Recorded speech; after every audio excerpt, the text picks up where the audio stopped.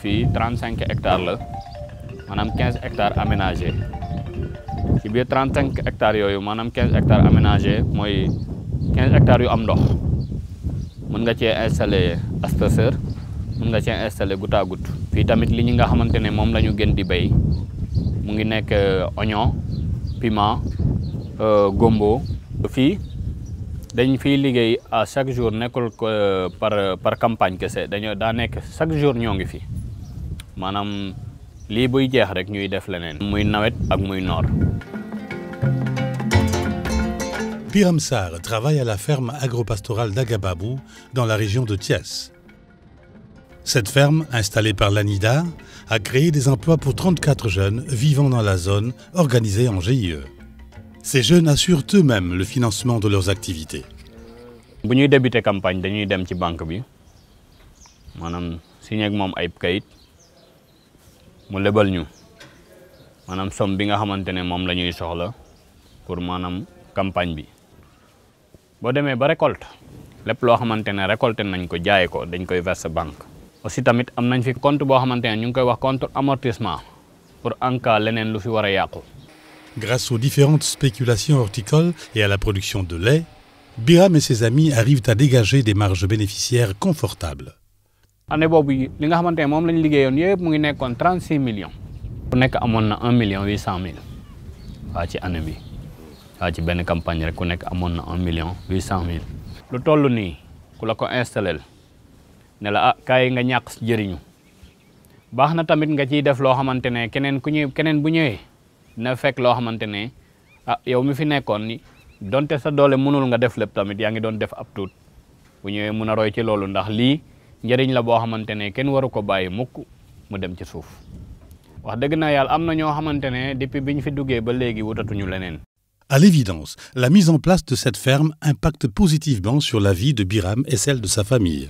Vraiment bu ferme bi ñëwee fii boobu ba léegi ñu ngi xëy di wàcc wax dëgg yàlla di jëlee suñuy sutura di ko suturaal ak suñu njaboot gi nga xamante ne moom lañ toogandool fii. néeg bi ak mool yi nga gis fii yëpp sincèrement bi ma duggee foofu laa ko réalisé dëgg na yàlla man nekkoon naa fi mais réalisé moo woon lu mel nii dëgg na yàlla bëgg gis naa ne xanaa bu ñu yàlla jàppalee vraiment dina gën a dox waaw gis nañ ci loolu ndax fas bi tamit ci activité yi la fa lañ ko jëlee.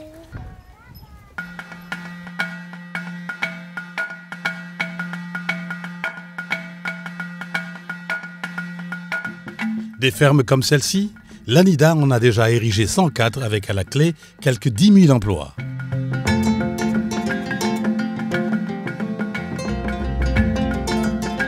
Ces fermes modernes, tout comme celles des domaines agricoles communautaires, constituent l'un des piliers de la stratégie du PSE pour faire de l'agriculture un des moteurs de la croissance.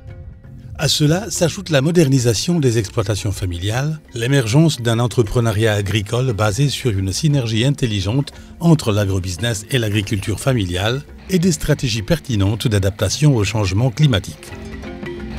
Pour atteindre ces objectifs, le gouvernement mise sur la maîtrise de l'eau, le renforcement du niveau d'équipement des producteurs et du capital semencier, ainsi que l'appui à une meilleure organisation des filières dans toutes les phases, depuis la production jusqu'à la commercialisation, et enfin l'attraction d'investissements privés socialement responsables.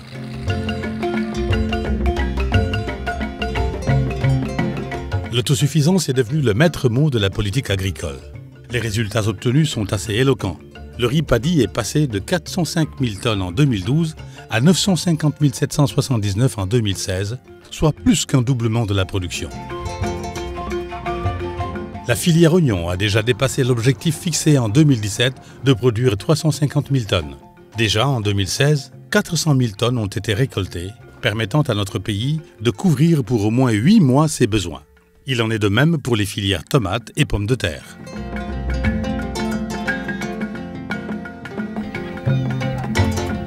En 92 ba léegi man maa ngi fi déplacé wu benn année am na ñoo xam ni dëkk bi genn wàll gépp dem nañu si gaal yi Espagne am na ñoo xam ni ñu ngi Ndakaaru am na ñoo xam ñu ngi woon Mauritanie bi ñu demee ba nga xam ne nag OLAC dugg na moto pompe yi commencé ñëw ñuy gas ay canal di teg ay moto pompe dégg nga boobu ñu ngi doon def 50 hectares par année dégg nga bi OLAC duggee ñu continuer si noonu di continuer si noonu ba fi may waxanteeg yow nii ah ñoo ngi si 2000 hectares yoo xam ni ñu ngi koy liggéey si lac bi.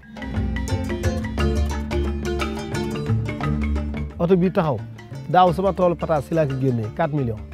année 2016 su ma si amee 4 millions rendement bu yokku la lan moo ko waral dañuy draguer porte bi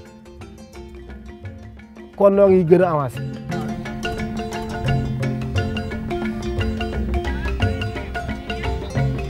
léegi ñi woon Espagne ñu ngi daw di ñëw ñi woon Mauritanie daw nañu ñëw fi may waxanteeg yow nii bare na muudu yoo xam ni dellooto ñu ngi bay ñu ngi si pataas bi ñu ngi si ñambi ji.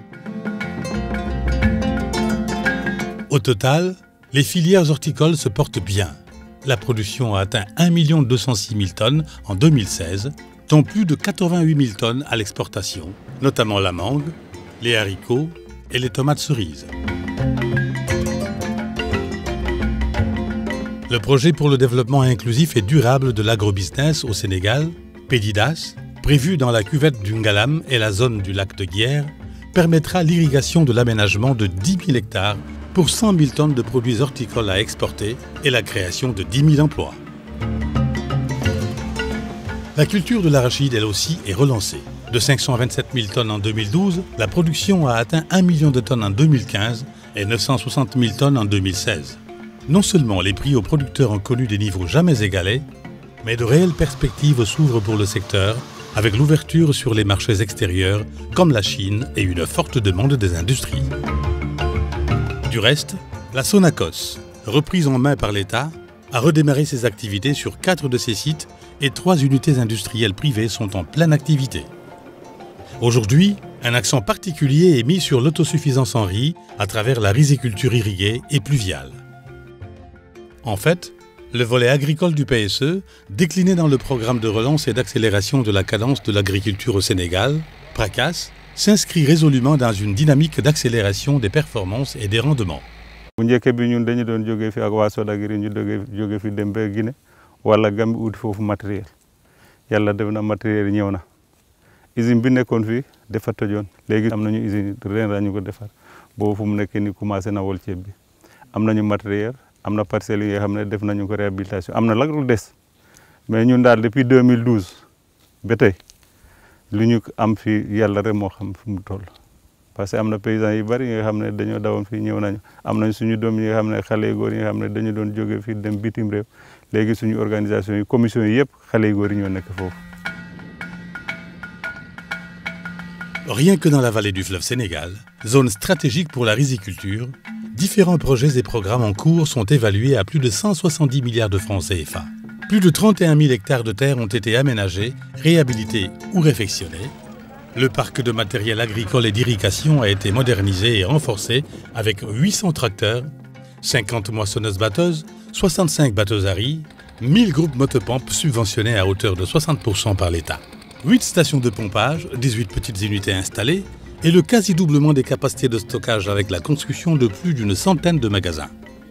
maa ngi jiite producteurs yoo xam ne ñu ngi dem 320 producteurs góor ak jigéen sunu surface mi ngi nekk 272 hectares xam nga fii tey amoo problème conservation padi amoo problème parce que am na magasin capacité 1500 tonnes tey lu kenn ci produit ci ceeb am na fu ma ko def.